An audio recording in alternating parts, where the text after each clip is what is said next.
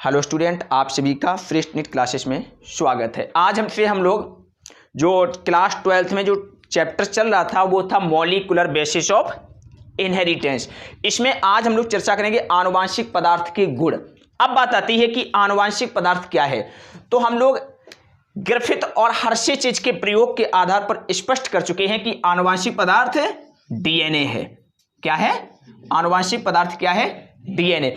किंतु कुछ वायरसों में आनुवांशिक पदार्थ आरएनए भी होता है ना? आनुवांशिक पदार्थ आरएनए भी होता है। तो कहने का मतलब है कि आनुवांशिक पदार्थ डीएनए भी है और आनुवांशिक पदार्थ आरएनए भी है। एक बात हम लोगों को और पता चल चुकी है कि जो इस अर्थ पर, इस बायोलॉजिकल वर्ल्ड में सबसे पहले बनने वाला जो पदार्थ था वो कौन था?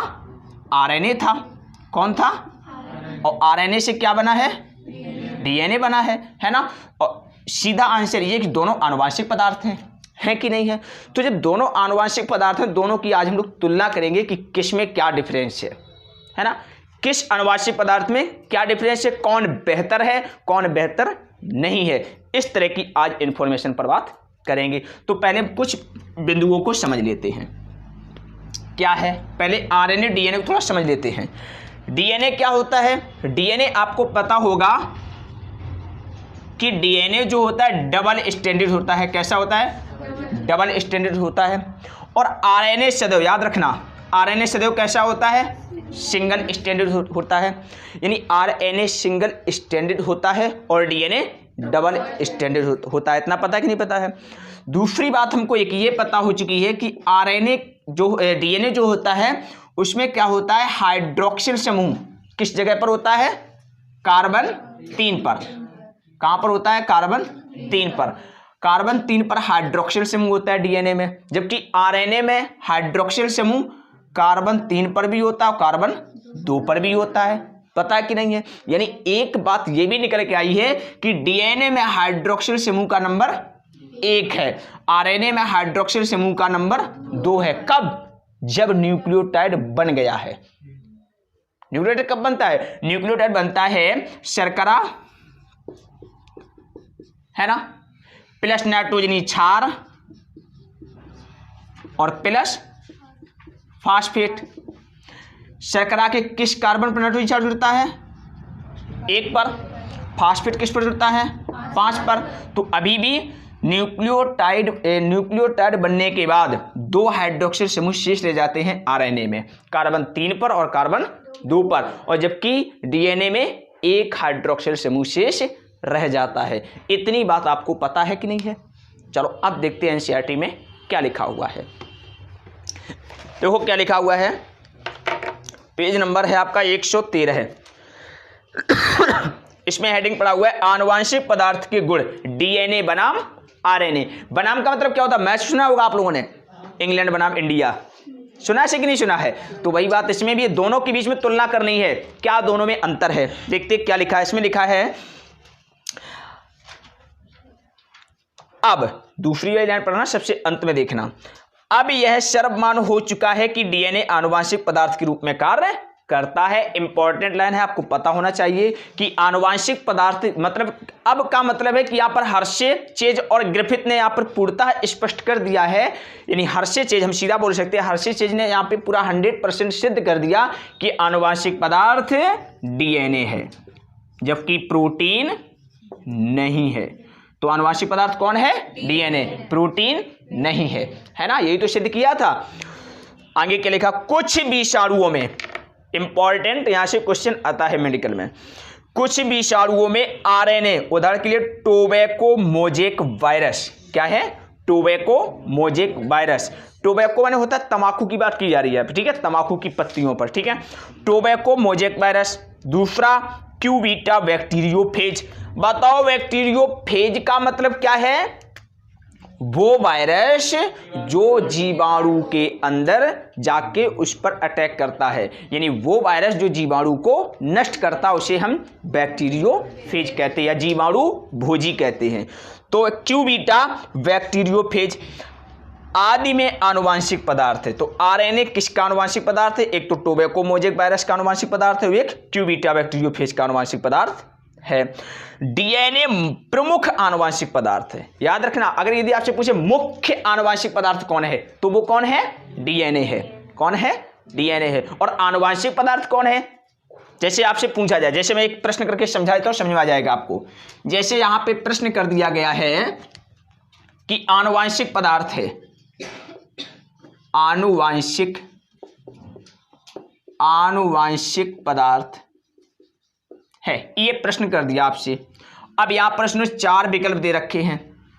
एक दे रखा है डीएनए, एक दे रखा है आरएनए, एक दे रखा है प्रोटीन और एक दे रखा है ए और बी। तो किस पर टिक करोगे आप लोग? ए और बी, यानी डी नंबर टिक करेंगे। आनुवंशिक पदार्थ ये पूछा है, यहां पे ये नहीं पूछा प्रमुख आनुवंशिक पदार्थ कौन है ना। तो आनुवंशिक पदार्थ दोनों हैं, और यदि पूछ दे मुख्य आनुवंशिक पदार्थ कौन है, तो राइट आंसर आपका ए हो जाएगा, यानी डीएनए हो जाएगा। तो वही लिखा है, डीएनए प्रमुख आनुवंशिक पदार्थ है। आरएनए दूत व अनुकूलन जैसे सक्रिय कार्य करता है। आरएनए क्या करता है? दूत व अनुकूलन जैसे सक्रिय कार्य करता है। अब देखो, दूत का मतलब क्या होता है? जैसे यदि आप लोगों ने पढ़ा होगा, रामायण देखा आप लोगों ने? रामायण, राम के दूत कौन थे? हनुमान थे कि नहीं थे? तो बस वही बात है। तो डीएनए का दूत कौन है? आरएनए। कौन आरएनए? एमआरएनए। समझो कैसे। दूत का काम क्या होता है? आप लोगों को पता होगा कि जब राम को सीता की खोज करनी थी, तो हनुमान राम से आज्ञा लेकर और लंका सीता को खोजने गए थे, और राम के द्वारा भेजी हुई अंगूठी सीता को दी थी। तो राम की सूचना सीता के पास पहुंचाई, तो सूचना पहुंचाने का काम कर रहे थे, और फिर सीता की सूचना राम पर पहुंचाई थी। तो यहां पर वही बात यहां पर है, क्या है कि डीएनए की सूचना को राइबोसोम तक भेजने का काम। राइबोसोम पड़ेगा कि नहीं पड़ेगा? राइबोसोम पड़ेगा, और राइबोसोम फिर क्या करेगा? उससे राइबोसोम उससे बनाएगा प्रोटीन। क्या बनाएगा? प्रोटीन। तो डीएनए से प्रोटीन बनाने की सूचना राइबोसोम तक लेकर कौन जाता है? एमआरएनए। कौन लेकर जाता है? तो एमआरएनए क्या हुआ? दूत आरएनए। क्या हुआ? आरएनए 3 प्रकार के होते हैं, याद रखना। एमआरएनए, आरआरएनए और टीआरएनए, है ना। लेकिन दूत आरएनए कौन है? एमआरएनए। कौन है? एमआरएनए। ये पता होना चाहिए। वही लिखा है एनसीईआरटी में कि डीएनए प्रमुख आनुवंशिक पदार्थ है, आरएनए दूत व अनुकूलन जैसे सक्रिय कार्य करता है। आगे क्या लिखा है? एक अणु जो आनुवंशिक पदार्थ के रूप में कार्य कर सकता है, वह निम्न मानदंडों को अवश्य पूर्ण करता हो। एनसीईआरटी कहती है हर किसी को तुम आनुवंशिक पदार्थ नहीं मान सकते हो। वही आनुवंशिक पदार्थ होगा जो निम्नलिखित मानकों के ऊपर अपने आप को व्यक्त करने में सक्षम हो। क्या क्या मानक होती है? नहीं, लोग कहते हैं कि मतलब जैसे आप लोगों ने देखा हो आपकी क्लास में, जैसे कोई व्यक्ति एक फर्स्ट स्थान हासिल कर लेता है ना, तो फर्स्ट का मतलब ये नहीं सिर्फ वो बायो में टॉप था, केमिस्ट्री में टॉप था, वो सभी विषय में टॉप था, तभी तो उसको फर्स्ट मिला कि नहीं मिला। तो फर्स्ट बनने के कुछ मानक होते हैं, जैसे आपको हर विषय पर पकड़ होनी चाहिए, हर विषय को अच्छे से समझा होना चाहिए, तभी आप टॉप बन सकते हो, बन सकते। तो यहाँ पर भी आनुवंशिक पदार्थ बनना चाहते हो तो कुछ शर्तों को मानना पड़ता है। वो शर्तें क्या है, देखते हैं क्या है। पहली बात तो वो सबसे स्थायी होना चाहिए। कैसा होना चाहिए? स्थायी होना चाहिए, है ना। स्थायी कैसा होना चाहिए? जैसे अचानक तापमान बढ़ा दिया जाए, तो ऐसा नहीं वो नष्ट हो जाए। नष्ट नहीं हो। ग्रिफिथ में देखा था, ग्रिफिथ के एक्सपेरिमेंट में पूरा हम जब हम गर्म कर रहे थे, किसको गर्म कर रहे थे? स्ट्रेप्टोकोकस निमोनी को जब गर्म कर रहे थे, और जब पुनः उसको ठंडा करते थे अपने वास्तु रूप में आ जाता था कि नहीं आता था। तो मतलब एक तो स्थायी होना चाहिए, जैसे तापमान, अम्ल आदि के संपर्क में आने से अपनी स्थायित्व को समाप्त ना करे। दूसरा क्या होना चाहिए? दूसरा है कि जो आनुवंशिक पदार्थ होता है, जो आनुवंशिक, जैसे आप एक चीज़ और देख सकते हो, जैसे डीएनए आरएनए 2 पर तुलना करनी है, 2 के बीच में ही तो अंतर करना है। तो डीएनए आरएनए में एक चीज़ और देखने को मिलती है कि इसमें हाइड्रोक्सिल समूह एक शेष बचता है। होता है कि नहीं होता है न्यूक्लियोटाइड बनने के बाद। और इसमें कितने शेष बचते हैं? 2। तो ये दो जो इसमें 2 हाइड्रोक्सिल समूह हैं, ये इसको जल्दी से विखंडित कर देंगे, जबकि इसमें जो एक होता है, अब इसमें 2 होते कैसे समझो। जैसे एक जो न्यूक्लियोटाइड होता है, न्यूक्लियोटाइड होता है, बात कर रहा हूं आरएनए की। किसकी बात कर रहा हूं? आरएनए की। पहला कार्बन कहाँ खर्च हो जाता है? जब हम लोग नाइट्रोजनी क्षार जोड़ते हैं, वहां पर खर्च होता है पहला हाइड्रोक्सिल समूह, खर्च हो गया। दूसरा हाइड्रोक्सिल समूह खर्च होता है क्या? कहीं भी खर्च नहीं होता है। तीसरा हाइड्रोक्सिल समूह कब खर्च होता है? जब हम लोग दूसरा न्यूक्लियोटाइड जोड़ते हैं। जोड़ते दूसरा न्यूक्लियोटाइड जोड़ते हैं,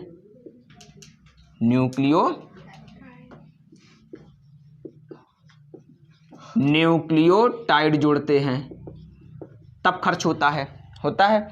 और पांचवा कहाँ खर्च होता है? जब हम लोग फास्फेट जोड़ते हैं। Very good. क्या जोड़ते हैं? यानी कहने का मतलब है आरएनए में एक हाइड्रोक्सिल समूह शेष बच रहा है पूरी संरचना बनने के बावजूद भी। जबकि डीएनए में क्या होता है? डीएनए का देखो, डीएनए में क्या होता है? एक तो तुम्हारा OH कब खर्च होता है? जब नाइट्रोजनी क्षार लगाते हैं, है ना। कार्बन 2 का OH कब खर्च होता है? क्या होता है? नहीं होता है। तो कार्बन 2 पर हाइड्रोक्सिल समूह होता ही नहीं है ना। तो इसकी कहानी खत्म कर देते हैं। कोई डाउट? इसको लिख के छोड़ देते हैं। यहाँ पे हाइड्रोक्सिल समूह होता ही नहीं है। अब कार्बन 3 पर आओ। 3 पर होता है हाइड्रोक्सिल समूह? होता है। ये खर्च कब होता है? जब दूसरा न्यूक्लियोटाइड जुड़ता है, तब खर्च होता है। होता कि नहीं होता है? न्यूक्लियोटाइड खर्च होता है, जुड़ने पर खर्च होता है। अब 5वें कार्बन पर एक हाइड्रोक्सिल समूह होता है, ये कब खर्च होता है? जब फास्फेट जोड़ते हैं। यानी कहने का मतलब है कि जब हम पूरा व्यवस्थित डीएनए बनाएंगे तो हाइड्रोक्सिल समूह का नंबर 0 होगा, क्योंकि इस पर तो हाइड्रोक्सिल समूह है नहीं, है ना। और जब यहां पर पूरा आरएनए बना लेंगे फिर भी एक हाइड्रोक्सिल समूह शेष रह जाता है। तो कहने का मतलब है, और जिसके पास अतिरिक्त हाइड्रोक्सिल समूह है उसको वो विखंडित कर देगा। कर दे कि नहीं कर दे? तो अब जो जल्दी विखंडित हो जाए वो आनुवांशिक पदार्थ है, कि जो साधारणता विखंडित ना हो वो आनुवांशिक पदार्थ है। कौन है आनुवांशिक पदार्थ? जो साधारणता अपने आप को नष्ट ना करे, अपने आप को स्थिर रखे। तो स्थिर कौन रख रहा है? डीएनए। और आरएनए क्यों नहीं रख पा रहा है? क्वेश्चन, आरएनए अपने आप को डीएनए की अपेक्षा अधिक स्थिर क्यों नहीं रख पा रहा है? क्योंकि इसके पास एक अतिरिक्त हाइड्रोक्सिल समूह उपस्थित है। चलो अब पढ़ते, देखो वही लिखा होगा। देखो क्या क्या शर्तें होती हैं। नंबर 1 देखो, यह अपना प्रतिकृति बनाने में सक्षम हो। प्रतिकृति का मतलब क्या होता है? फोटोकॉपी। Very good. अब देखो, अब हम दोनों की तुलना करते हुए चलेंगे। प्रतिकृति बनाने में सक्षम हो तो देखो, जैसे ये हो गया डीएनए, क्या हो गया?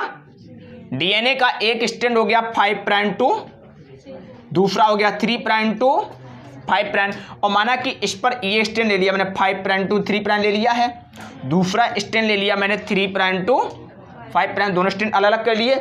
कल्पना करो इस पर लिखा हुआ है एडेनिन, थाइमिन, साइटोसिन, गुआनिन। तो इस पर क्या लिखा होगा? Thymine, adenine, guanine, cytosine. अब ये आरएनए का स्ट्रैंड है। आरएनए सिंगल स्ट्रैंड होता है। कैसा होता है? और ये 5 प्राइम से 3 प्राइम होता है। कैसा होता है? अब ये आरएनए लिखता हूं, इस पे लिखता हूं एडेनिन। क्या बताओ यहाँ पे थाइमिन लिखूं? क्या लिखूं? थाइमिन क्यों नहीं लिखेंगे? Very good. तो यहाँ पे क्या लिखेंगे? यूरेसिल, गुआनिन, साइटोसिन और एडेनिन, है ना। ये हो गया आपका एमआरएनए, ठीक है। और ये हो गया आपका डीएनए। अब उसने कहा प्रतिकृतियन का गुण होना चाहिए। किसका गुण होना चाहिए? प्रतिकृतियन का मतलब होता है अपने दूसरी कॉपी तैयार करने का गुण होना चाहिए। तो देखें क्या डीएनए अपनी दूसरी कॉपी बना लेगा? बना लेगा। ये 5 प्राइम तो यहां पर क्या होगा? यहां पर क्या होगा? एडेनिन के स्थान पर एडेनिन, गुआनिन और साइटोसिन। ये भी बना लेगा। यहां पर क्या होगा? 5 प्राइम। यहां पर क्या होगा? Adenine, thymine, thymine, adenine, thymine, guanine, cytosine, cytosine, guanine. तो इसने तो अपनी प्रतिकृति बना ली, अर्थात डीएनए आनुवंशिक पदार्थ है, क्योंकि पहला नियम जो है वो फॉलो कर रहा है डीएनए। कन्फर्म हुआ। आरएनए देखते हैं, आरएनए अपनी प्रति बना पाएगा? हाँ, बना लेगा। बना पाएगा कि नहीं बना पाएगा? बोलो। नहीं बना पाएगा। क्यों नहीं बना पाएगा? क्योंकि ये खुद डीएनए से बनता है। क्लियर हुआ? चलो देखते क्या है। यह अपना प्रतिकृति बनाने में सक्षम है। ठीक है, प्रतिकृति मतलब तो रेप्लिकेशन, और रेप्लिकेशन कौन करता है? सेंट्रल डोग्मा में एक था रेप्लिकेशन, एक था ट्रांसक्रिप्शन, एक था ट्रांसलेशन। तो रेप्लिकेशन क्या था? डीएनए से डीएनए बनना। तो डीएनए से डीएनए बनना, रेप्लिकेशन घटना किसमें होती है? डीएनए में होती है। आरएनए में कौन होती है? ट्रांसक्रिप्शन। यानी जब डीएनए से एमआरएनए बनता तो उसे बोलते हैं ट्रांसक्रिप्शन। अब अगला बिंदु देखो, इसे संरचना व रासायनिक संगठन के आधार पर स्थिर होना चाहिए। बिल्कुल बात ठीक है। संरचना और रासायनिक दृष्टि के आधार पर स्थिर होना चाहिए। कैसे? ग्रिफिथ ने जब एक्सपेरिमेंट किया था तो गर्म किया था, तब डीएनए जो आनुवंशिक पदार्थ रूप में कौन था? डीएनए, वो नष्ट हो गया था। लेकिन जैसे ही ठंडा हुआ वास्तविक पोजीशन में आ गया। आगे कि नहीं आ गया? तो स्थिर भी है, यानी पहली बिंदु को दूसरे बिंदु को भी ये फॉलो कर रहा है कि नहीं कर रहा है? आगे देखो क्या है। इसमें धीमे परिवर्तन, उत्परिवर्तन की संभावना होती है जो विकास के लिए आवश्यक है। प्रतिकृतियन धीमा होना चाहिए। कैसा होना चाहिए? धीमा होना चाहिए, जो कि विकास के लिए महत्वपूर्ण होता है। आगे क्या लिखा? इसे स्वयं मेंडल के लक्षणों के अनुरूप अभिव्यक्त होना चाहिए। बिल्कुल बात ठीक है। आनुवंशिक पदार्थ वो है जो मेंडल के लक्षण में अपने आप को व्यक्त करता हो, यानी जो मेंडल की शर्तों को पूरा करता हो, वो आनुवंशिक पदार्थ है। याद करो, मैंने कहा था जो आज के जीन है वो मेंडल के समय क्या हुआ करते थे? कारक थे कि नहीं थे? तो वो भी लागू होना चाहिए। यदि कोई क्षार युग्म, अब मेरी बात सुना बहुत ध्यान से, अगला बिंदु क्या है? यदि कोई क्षार युग्म पूरकता के सिद्धांत को ध्यान में रखते हुए परीक्षण करता है, तब यह पाएगा कि दोनों न्यूक्लिक अम्लों डीएनए व आरएनए में स्वयं प्रतिकृति की क्षमता होती है। बिल्कुल बात ठीक है। क्या होता है? प्रतिकृति गुण दोनों में है। अब अंतर कैसा है? ये बेशक अपने आप से ना बन रहा हो, लेकिन डीएनए से तो बनता है। देखो, डीएनए बन जाएगा। कैसे बन जाएगा? ये डीएनए का स्टैंड हो गया 3 प्राइम टू 5 प्राइम। किसका स्टैंड है ये? डीएनए से। लिख लेते इसके ऊपर, adenine, thymine, guanine, cytosine, adenine और थाइमिन। लिख लिया। अब इससे हम क्या बनाएंगे? एमआरएनए। क्या बनाएंगे? एमआरएनए। चलो बनाते हैं एमआरएनए। यहाँ पे क्या होगा? 5 प्राइम। यहाँ पर क्या होगा? 3 प्राइम। यहाँ पे क्या लिखेंगे? गलती नहीं करना है, ठीक है? क्या बना रहे हैं हम लोग? एमआरएनए। तो फिर गलती क्यों करते हो? यहाँ पे क्या लिखेंगे? Adenine, cytosine, guanine, cytosine, uracil और एडेनिन। बन गया। तो प्रतिकृति का कहाँ पे? यहाँ पे। हाँ, वेरी गुड। यहाँ पे क्या करना चाहिए? साइटोसिन। बहुत अच्छी, ठीक है। और इधर क्या होना चाहिए?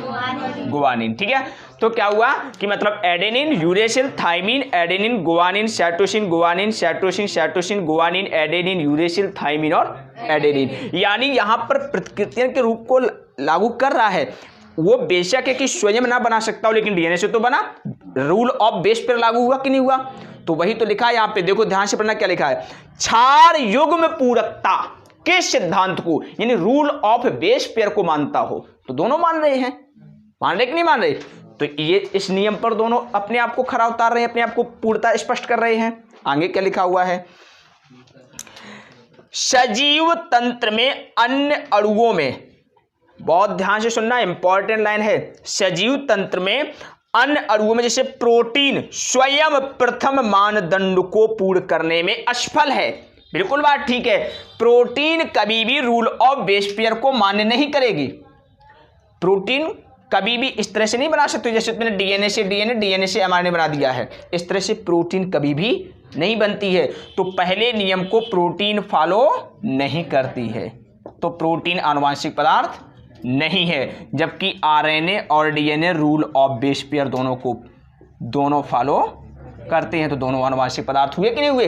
तो याद रखना, पहले रूल को या पहले नियम को प्रोटीन पूर्णतः लागू नहीं, प्रोटीन पर लागू नहीं होता है, इसलिए प्रोटीन आनुवांशिक पदार्थ नहीं हो सकता है। देखो वही बात आ गई ग्रिफिथ वाली, सुनना बहुत ध्यान से। आनुवांशिक पदार्थ इतना स्थायी होना चाहिए कि जीवन चक्र की विभिन्न अवस्थाओं, उम्र, ऐसा नहीं कि बूढ़े हुए तो डीएनए भी बूढ़ा हो गया, ऐसा होना चाहिए नहीं हो। डीएनए पर कोई इफेक्ट नहीं पड़ना चाहिए। ऐसा नहीं है कि तुमको काफी तेज फीवर आया, डीएनए अपने आप परेशान हो गया। अरे तुमको क्या टेंशन, फीवर तो हमको है। होता है ऐसा कि नहीं होता है। तो वही बात है कि जीवन चक्र की विभिन्न अवस्थाओं, उम्र या जीवन की शारीरिक क्रियाओं में परिवर्तन से इसमें परिवर्तन नहीं होना चाहिए, है ना। तुम्हारे शरीर के अंदर हो रहे परिवर्तन वो चीज अलग, लेकिन डीएनए में परिवर्तन वो मतलब स्थायी होना चाहिए। आनुवांशिक पदार्थ का स्थायित्व तो इसकी एक प्रमुख विशेषता, बिल्कुल बात ठीक है। आनुवांशिक पदार्थ वही है जो अपने आप को स्थिर बनाए रखे। क्या कर रखे? स्थिर बनाए रखे, चाहे कुछ भी हो जाए। आगे क्या लिखा है, जो अब देखो लिखा है, ग्रिफिथ के रूपांतरित कारक से स्पष्ट है कि जिसमें ताप में जीवाणु की मृत्यु हो जाती है लेकिन आनुवांशिक पदार्थ की कुछ विशेषताएं नष्ट नहीं होती है। यानी जीवाणु मर गया, खत्म हो गया, डिस्ट्रॉय हो गया, लेकिन डीएनए पर कोई इफेक्ट नहीं पड़ा था। क्लियर हुआ कि नहीं हुआ। तो आनुवांशिक पदार्थ वो होगा। आगे क्या लिखा है, इस बात को और अच्छे ढंग से समझ सकते हैं कि डीएनए की, बहुत ध्यान सुनना, दोनों रज्जु एक दूसरे के पूरक होते हैं जो गर्म करने पर एक दूसरे से अलग हो जाते हैं लेकिन पुनः उचित स्थिति में आने पर एक दूसरे से जुड़ जाते हैं। बताया था कि नहीं बताया था कि जो डीएनए होता है यदि उसको अधिक तापमान मिल जाएगा तो इतना तो हो सकता है कि वो दोनों स्ट्रैंड एक दूसरे से अलग हो जाएं, लेकिन वास्तविक जैसे ही तापमान ठंडा होगा, तापमान कम होगा, वैसे ही पुनः वापस आके फिर जुड़ जाएंगे। बताओ कुछ डाउट। आगे क्या लिखा हुआ है, एनसीईआरटी बहुत इंपॉर्टेंट है, ठीक है, ये याद रखो। ऐसा नहीं है कि हम इंटर पढ़ रहे तभी एनसीईआरटी पढ़ें, हम नीट पढ़ रहे तभी एनसीईआरटी पढ़ें। यदि आपको वास्तव में चाहते हो कि इंटर के बाद या इंटर में, ट्वेल्थ में या फर्स्ट में, सबसे कमी ये होती है कि हम लोग ट्वेल्थ की किताब को जब ट्वेल्थ में होते हैं तो उसको बड़ा अजीब तरीके से पढ़ते हैं। अरे वो तो हो जाएगा सब, ऐसा कुछ नहीं है। यदि तुमने, जो लोग ट्वेल्थ के समय इस बुक को अच्छे से नहीं पढ़ते हैं उनको उस बुक को पुनः पढ़ना पड़ता है, क्योंकि यदि नीट क्वालिफाई करना है तो इंपॉर्टेंट कौन बुक है, एनसीईआरटी, याद रखो। तो इसलिए मैं इसको पढ़ रहा हूँ, समझो। आगे देखो क्या लिखा हुआ है, इस बात को अच्छे समझने के लिए क्या होता है कि डीएनए की दोनों रज्जु एक दूसरे से एक पूरक होते हैं जो गर्म करने पर एक दूसरे से अलग हो जाते हैं लेकिन पुनः उचित स्थिति में आने पर एक दूसरे से जुड़ जाते हैं। आरएनए के प्रत्येक न्यूक्लियोटाइड पर, मैं बता चुका हूं, दूसरे कार्बन पर यानी 2 हाइड्रोक्सिल समूह मिलते हैं। मिलते कि नहीं मिलते हैं। यह क्रियाशील समूह है जिससे आरएनए अस्थायी व आसानी से विखंडित हो जाता है। इसी कारण से डीएनए रासायनिक संगठन की दृष्टि से कम सक्रिय व संरचनात्मक दृष्टि से अधिक स्थायी होता है। इंपॉर्टेंट लाइन है, गलती नहीं करना है। इस कारण दोनों न्यूक्लिक अम्लों में डीएनए एक अच्छा आनुवांशिक पदार्थ माना जाता है। तो रासायनिक दृष्टि से डीएनए अधिक स्थायी है, आरएनए कम स्थायी है। इस बात को डिसाइड करता है हाइड्रोक्सिल समूह। क्या डिसाइड करता है, हाइड्रोक्सिल समूह। यदि आपसे कोई पूछ दे कि रासायनिक दृष्टि से डीएनए अधिक स्थायी है, आरएनए कम स्थायी है, इसके लिए उत्तरदायी क्या है, हाइड्रोक्सिल समूह, जो कहां पर होता है आरएनए में, कार्बन 2 पर होता कि नहीं होता। जबकि डीएनए में कार्बन 2 पर क्या होगा, प्लेन हाइड्रोजन होगा, है ना, हाइड्रोक्सिल समूह नहीं होगा। ठीक है, क्लियर हुआ। आगे देखो क्या लिखा हुआ है, डीएनए में इंपॉर्टेंट लाइन, सीधा पूछा जा सकता है मेडिकल एग्जाम में। डीएनए में यूरेसिल की जगह थाइमिन होने से उसमें एक अधिक स्थायित्व मिलता है। बात समझ आई? यूरेसिल की जगह थाइमिन, देखो ध्यान से, डीएनए में क्या है? थाइमिन है, और आरएनए में क्या है? यूरेसिल है। तो ये भी एक कारण है कि डीएनए आरएनए की तुलना में अधिक स्थायी है ना? बात समझे कि नहीं? जबकि यहां पे देखो डीएनए के हैं दोनों स्टैंड, यहां पर भी थाइमिन है और यहां पर भी थाइमिन है, जबकि यहां पे थाइमिन के स्थान पे क्या आ गया? यूरेसिल।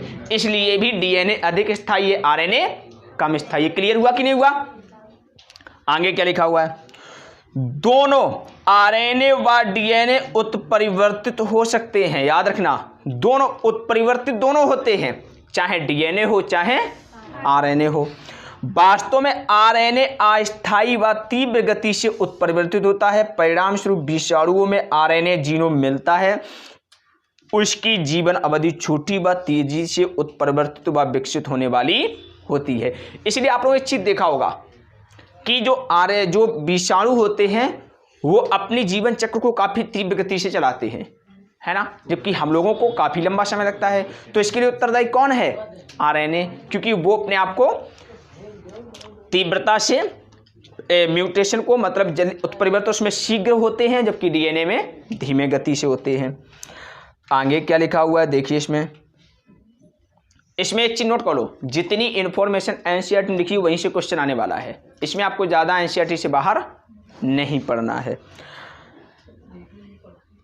वास्तव में आरएनए अस्थायी व तीव्र गति से उत्परिवर्तित होता है। कैसा होता है?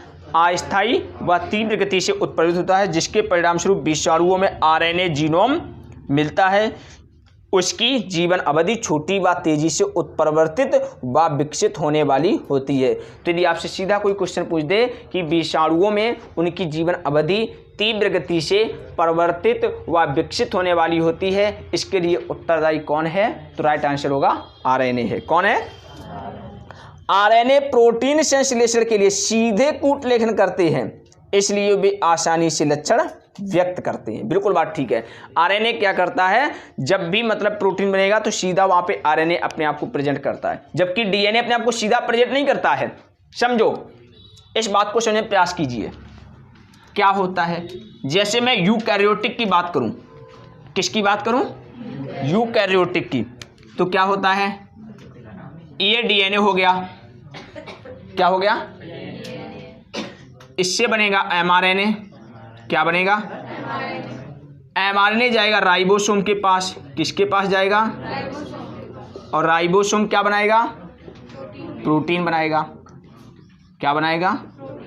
यानी कहने का मतलब है कि प्रोटीन बनाने के लिए सीधा एमआरएनए प्रयोग होता है, जबकि डीएनए सीधा प्रयोग नहीं होता है। क्लियर हुई बात की नहीं हुई? मतलब यदि प्रोटीन बनानी है तो सीधा संपर्क किसका है? जबकि डीएनए का नहीं है।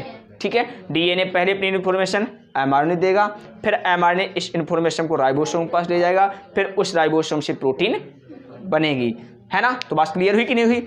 वही लिखा यहाँ पे कि आरएनए प्रोटीन संश्लेषण के लिए सीधे कूट लेखन करते हैं। क्या करते हैं? कूट लेखन, इसलिए वे आसानी से लक्षण व्यक्त करते हैं। डीएनए प्रोटीन संश्लेषण के लिए आरएनए पर निर्भर है कि नहीं है? देखो इस चीज को समझने का प्रयास कीजिए।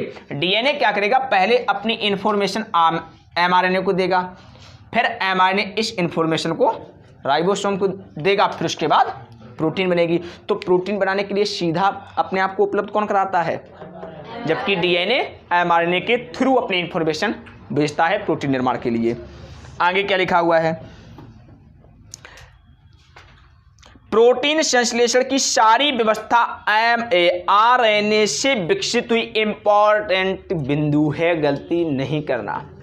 क्या है कि प्रोटीन संश्लेषण की सारी व्यवस्था आरएनए से विकसित हुई। किससे विकसित हुई? आरएनए से। ना तुम बोलो कि डीएनए से विकसित हुई, है ना। ये क्वेश्चन पूछ सकता है। ठीक है, आगे क्या लिखा हुआ है? डीएनए व आरएनए आनुवांशिक पदार्थ के रूप में कार्य करते हैं। आनुवांशिक पदार्थ दोनों है, चाहे डीएनए हो चाहे आरएनए हो।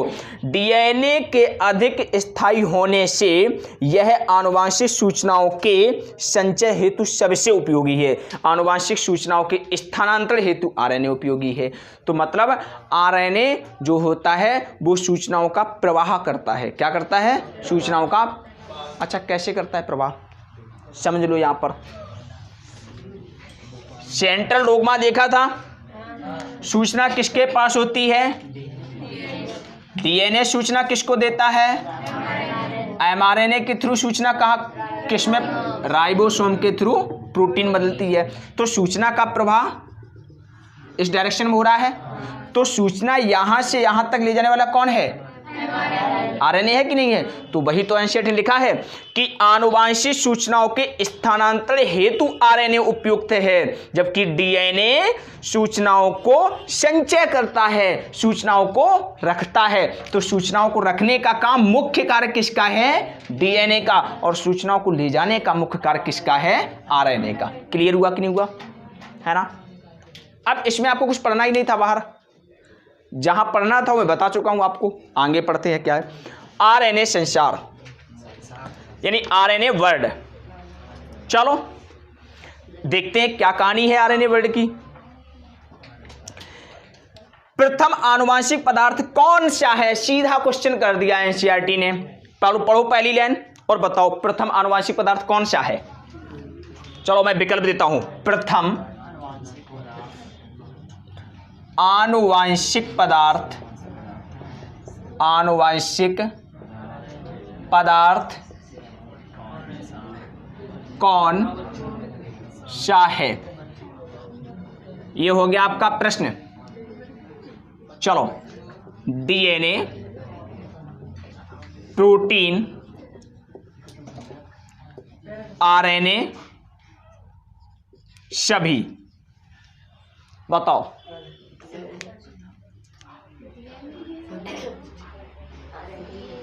आप करें इसको सॉल्व। चलो अब मैं देखता हूं कैसे प्रश्न को करना है। ये तो 100% गलत हो गया। क्यों? क्योंकि प्रोटीन आ गया। प्रोटीन तो आनुवांशिक पदार्थ है ही नहीं। होने प्रथम द्वितीय की तो बात ही छोड़ो, ये तो आनुवांशिक पदार्थ ही नहीं है। चलो, और इसके साथ ये भी खत्म हो गया। दो खत्म हो गए। यही तुम 50% प्रश्न सही कर दिया, बचा 50%। अब डीएनए आरएनए, तो जब जीवन की शुरुआत हुई तो डीएनए ने आरएनए को बनाया है कि आरएनए ने डीएनए को बनाया है? तो आरएनए ने। तो जिसने बनाया वो पहले आया, तो राइट आंसर क्या हुआ? Clear, very good. तो इसका आंसर मिल गया। प्रथम आनुवांशिक पदार्थ कौन सा है? इसमें 30 चौथी लाइन पर आओ, 3 के बाद चौथी लाइन पर आओ। आरएनए प्रथम आनुवांशिक पदार्थ था, है नहीं, था। ठीक है, तो यहां पे क्या है? प्रथम आनुवांशिक पदार्थ कौन सा है ये दे दिए मैंने। और तो कौन था? आरएनए था। उसी ने डीएनए को बनाया है। किसने बनाया है? उसी ने डीएनए को बनाया। क्लियर हुआ कि नहीं हुआ? बहुत अच्छे, वेरी गुड। पता होना चाहिए आपको। आगे देखते क्या लिखा हुआ है। जीवन के आवश्यक प्रक्रमों, इंपॉर्टेंट लाइन है, गलती नहीं करना, जैसे उपापचयी, स्थानांतरण, संबंधन आदि का विकास आरएनए से हुआ है। किसका किसका? उपापचयी। उपापचयी का मतलब होता है मेटाबॉलिज्म। क्या होता है? और स्थानांतरण अर्थात ट्रांसलेशन। ट्रांसलेशन किसे कहते हैं? एमआरएनए से प्रोटीन का बनना क्या कहलाता है? या ट्रांसलेशन। क्या कहलाता है? ट्रांसलेशन। और इसका संवर्धन का मतलब क्या है? कहाँ गया? ये रहा संबंधन। संबंधन का मतलब है स्प्लाइसिंग। क्या होता है? स्प्लाइसिंग। स्प्लाइसिंग की भी शुरुआत किससे हुई है? किससे हुई है? आरएनए से। किससे हुई है? आरएनए से। ठीक है, वही लिखा है इसमें। आरएनए प्रेरक के रूप में क्रियाशील है, लेकिन आगे पढ़ता हूं। ठीक है, आरएनए प्रेरक के रूप में क्रियाशील लेकिन अस्थायी है। कैसा है? अस्थायी है। इस कारण से आरएनए के रासायनिक रूपांतर से डीएनए का विकास हुआ। देखो बात आई कि नहीं आई कि आरएनए से किसका विकास हुआ है, और जिससे विकास हुआ है वो पहला आनुवांशिक पदार्थ है। तो आरएनए से डीएनए का विकास हुआ तो आरएनए पहला आनुवांशिक पदार्थ है। इस कारण से आरएनए के रासायनिक रूपांतर से डीएनए का विकास हुआ, जिससे यह अधिक अस्थायी है। रूपांतर हुआ, क्या रूपांतर हुआ? जब आरएनए बनाया गया तो उसमें एक अतिरिक्त हाइड्रोक्सिल समूह था कि नहीं था? ईश्वर ने देखा कि एक प्रॉब्लम है यहाँ पे, यदि इसमें अधिक हाइड्रोक्सिल समूह रहेगा तो ये उत्परिवर्तन के लिए ये स्थायित्व इसके अंदर कम हो जाएगा, होगा कि नहीं होगा? तो इन्होंने कहा इसके लिए विकल्प, सबसे बेहतर विकल्प यही है कि जो स्थायित्व को कौन बिगाड़ रहा है? हाइड्रोक्सिल समूह। तो इसी को खत्म कर दो। तो इसको खत्म कर दिया तो आरएनए में एक हाइड्रोक्सिल समूह था, और जैसे हाइड्रोक्सिल समूह खत्म किया तो क्या बन गया? डीएनए, अर्थात एक ऑक्सीजन कम हो गया, इसलिए इसका नाम है डीऑक्सीराइबोज न्यूक्लिक अम्ल। क्या नाम है? क्लियर हुआ? आगे क्या लिखा हुआ है? डीएनए के द्विरज्जुकी व पूरकता रज्जु के कारण तथा उसमें मरम्मत प्रक्रिया के विकास से अपने आप में होने वाले परिवर्तन के प्रति प्रतिरोधी भी है। बिल्कुल बात ठीक है। इसमें पूरकता का नियम लागू होता है। क्या होता है? पूरकता का नियम लागू, जिससे कि इसमें यदि कोई परिवर्तन आ भी जाए तो वो अपने आप को वहां पर व्यवस्थित कर लेता है, मरम्मत कर लेता है। इस प्रकार आरएनए और डीएनए में डिफरेंस तुमको पता हो गया होगा। ठीक है, देखो अब मेरी बात सुनो। एक मैंने बात बताई थी कि डीएनए जो होता है वो कितने प्रकार के होते हैं? 5 प्रकार के। नोट अतिरिक्त बिंदु लिख लो। डीएनए 5 प्रकार कौन? ए डीएनए, बी डीएनए, सी डीएनए, डी डीएनए और जेड डीएनए। 2, 4, 1, 5। अब जो ऊपर के 4 हैं ए बी सी डी, ये कैसे हैं? दक्षिणावर्त कुंडलन करते हैं। कैसा करते हैं?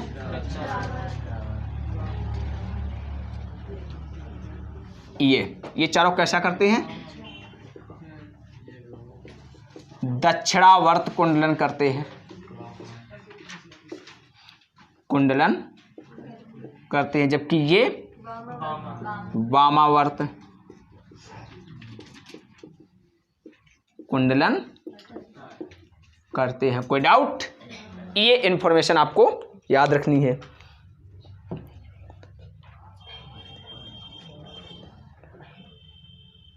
ठीक है, अब यदि आपसे कोई पूछ ले नॉर्मल डीएनए कौन है, सामान्य डीएनए कौन है,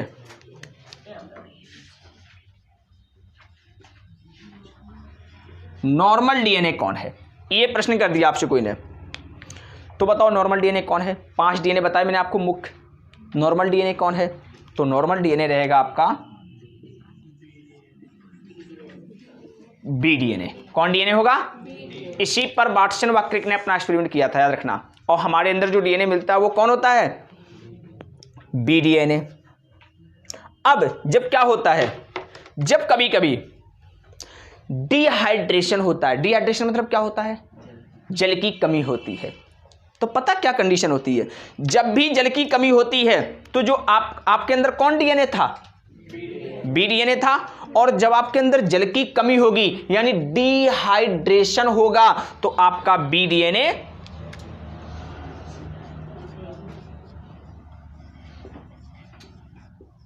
किस में बदलेगा? ए डीएनए बदल जाएगा। किस में बदलता है? ए डीएनए में। बी डीएनए किस में बदल जाता है? ए डीएनए में बदल जाता है। और जब बी डीएनए, मेरी बात सुना, जब बी डीएनए का हाइड्रेशन होता है तब यह बी डीएनए ए डीएनए में बदल जाता है। और जब बी डीएनए कम जल वाले माध्यम में जाता है तब बी डीएनए ए डीएनए में बदल जाता है। क्लियर हुआ? यानी कम जल कम होगा तभी डिहाइड्रेशन होगा। चलो अब आगे चलते हैं।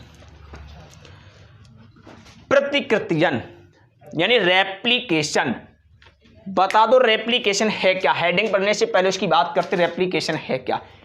ये मेडिकल के लिए इंपॉर्टेंट है, आउट ऑफ एनसीईआरटी है, याद रखना। क्लियर हुआ। चलिए अब बात आती है प्रतिकृति। तो प्रतिकृति क्या होता है? वेरी गुड, क्या है? डीएनए से डीएनए का बनना रेप्लिकेशन कहलाता है। कोई डाउट? पढ़ा सेंट्रल डोग्मा में। अब देखो, अच्छा ये घटना कहाँ घटती है? 11th तो पढ़ने को मिलता है, याद रखना 11th में। यानी डीएनए से डीएनए के निर्माण की घटना एस फेज में घटती है। किस में घटती है? लिख लो, इंपॉर्टेंट। किस में घटती है? फेज कितने प्रकार की होती है आपको पता होना चाहिए। कोशिका चक्र, जब सेल साइकिल चलता है तब पहली फेज कौन होती है, फिर कौन होती है, फिर कौन होती है, और फिर कौन होती है। तो डीएनए का दुगना होना कहाँ होता है? यहीं तो डीएनए से डीएनए बनता है। मैंने ये भी लिख दिया, याद रहना चाहिए, ठीक है। तो डीएनए से डीएनए का निर्माण कहाँ होता है? एस फेज में। और इस घटना को क्या कहते हैं? रेप्लिकेशन। तो रेप्लिकेशन की घटना कहाँ होती है? एस फेज में। ये भी लिख लो, रेप्लिकेशन। तो रेप्लिकेशन घटना कहाँ होती है? एस फेज में। ये इंपॉर्टेंट है, गलती नहीं करना। यहां से कई क्वेश्चन बनते हैं, ठीक है। 11th में जाएगा तो इस क्वेश्चन को पूछ लेगा कि एस फेज में कौन घटना घटती है? रेप्लिकेशन। और जब 12th में आएगा तो रेप्लिकेशन कहाँ घटता है? एस फेज में। एग्जामिनर वहीं दाएं बाएं करता रहता है। क्लियर हुआ। चलो अब पढ़ते क्या हुआ। आनुवांशिक पदार्थ के नए रूप के निर्माण की प्रक्रिया के बारे में तत्काल प्रतिपादित करने से बचा नहीं जा सकता है। वाटसन व क्रिक 1953। इतना लिख दिया। यानी कहने का मतलब है कि डीएनए से डीएनए बनता है। इस बात को वाटसन व क्रिक ने बताया था। और कब बताया था? 1953 में। 1953 में वाटसन व क्रिक ने बताया कि जो डीएनए से डीएनए बनने की घटना है वो किस प्रकार होती है, क्या होता है। देखो वही लिखा है इसमें कि आनुवांशिक पदार्थ के नए रूप के निर्माण, मतलब नया डीएनए बनाओ। तो डीएनए से डीएनए नहीं, रेप्लिकेशन घटना। वाटसन व क्रिक ने बताया था। देखो क्या लिखा, उपरयुक्त योजना से स्पष्ट है कि दोनों रज्जु, किसके दोनों रज्जु? डीएनए की रज्जु अलग होकर टेम्पलेट के रूप में कार्य कर एक पूरक रज्जु का निर्माण करते हैं। समझो क्या होता है। मैंने बताया था आपको, मैंने आपको एक बात बताई थी कि जैसे ये डीएनए है, क्या है? ये रहा आपका डीएनए, ठीक है। अब यहां पे क्या होता है, हमको एक डीएनए से दो डीएनए बनाने हैं, है ना। तो यहां पर कई सारे एंजाइम कार्य करते हैं जो मैं आप लोगों को पढ़ा चुका हूं। चलो सबसे पहले क्या करना पड़ता है कि डीएनए के दोनों स्ट्रैंडों को अलग करना पड़ता है। क्या करना पड़ता है? अलग करना पड़ता है, ठीक है। ये होता कि नहीं होता है? होता क्रम कि नहीं होता है? तो सर्वप्रथम डीएनए के दोनों स्ट्रैंडों को अलग करना पड़ता है। वही लिखा है इन्होंने, क्या है कि उपर्युक्त योजना से स्पष्ट है कि डीएनए दोनों रज्जु को अलग होकर टेम्पलेट के रूप में कार्य कर एक नए पूरक रज्जुओं का निर्माण करता है। देखो क्या करता है, समझो। यहाँ पे ये टेम्पलेट के समान करे काम। ये हो गया 5 प्राइम टू 3 प्राइम, और ये हो गया 3 प्राइम टू 5 प्राइम। क्लियर हुआ कि नहीं हुआ? तो अब ये दोनों स्टैंड अलग हो गए। अब ये टेम्पलेट के समान कार्य करेंगे। टेम्पलेट का मतलब होता है सांचा। क्या होता है? तो जैसे मैं इस पे लिख लूँ एडेनिन, थाइमिन, गुआनिन, साइटोसिन। यहां पे लिख लूंगा क्या? Adenine, cytosine, guanine. अब जब टेम्पलेट के समान कार्य करेगा तो जो नया स्ट्रैंड बनेगा यहाँ पे क्या होगा, थाइमिन, एडेनिन, साइटोसिन और यहाँ पे स्ट्रैंड क्या होगा, एडेनिन। इसके अनुसार काम होगा, थाइमिन, गुआनिन और साइटोसिन। क्लियर हुआ कि नहीं हुआ? तो दोनों स्ट्रैंड किसके समान कार्य किया, टेम्पलेट के समान। देखो ना, इसी के आधार पर ये बन रहा है और इसके आधार पर ये बन रहा है। इसका डायरेक्शन क्या होगा और इसका 5 प्राइम टू 3 प्राइम। क्लियर हुआ कि नहीं हुआ? देखो क्या लिखा है इसमें, प्रतिकृति के पूर्ण होने के बाद जो डीएनए अणु बनता है उसमें एक पैतृक व एक नई निर्मित लड़ी रज्जु होती है। बोलो, एक तो ये पैतृक हो गई, ये है पैतृक की नहीं है, और ये एक नई स्टैंड बन रही है, इसलिए कहा गया अर्धसंरक्षी। आधा पहले से उपस्थित, आधा भाग संरक्षित है, तो इसलिए इसे कहा गया अर्धसंरक्षी विधि। आगे क्या लिखा हुआ है? अब बात ये आ गई कि वाटसन क्रिक इतना तो बता दिया कि ऐसे ऐसे बनता है, किंतु अब इसके लिए एक्सपेरिमेंट चाहिए, प्रयोगात्मक रूप से सिद्ध करना पड़ेगा। कैसे सिद्ध करना पड़ेगा? प्रयोगात्मक रूप से सिद्ध करना पड़ेगा। तो इसको प्रयोगात्मक रूप से सिद्ध करने के लिए वाटसन क्रिक अपने आप को स्पष्ट रूप से बताने में असफल रहे, यानी वाटसन क्रिक अपने इस प्रयोग को प्रयोगात्मक रूप से बताने में असफल रहे। तो अब इसके लिए प्रयोगात्मक प्रमाण देने के लिए मैथ्यू मैसल्स आए। कौन आए? मैथ्यू मैसल्स और स्टाल। इन्होंने इसे प्रयोगात्मक रूप से